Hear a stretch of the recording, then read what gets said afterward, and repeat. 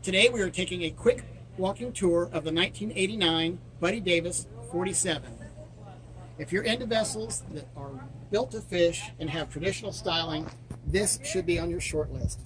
The boat has fresh varnish as of the beginning of summer 2018.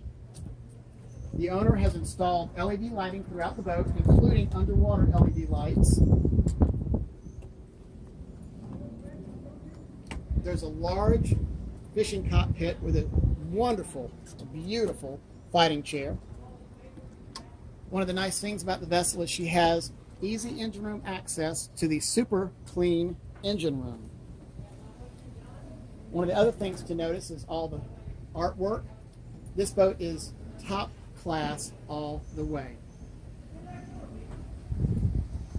Even the non-skid on the bow looks fresh and new. I thank you for taking a look at the 1989 Buddy Davis 47. Traditional styling and a wonderful offshore package.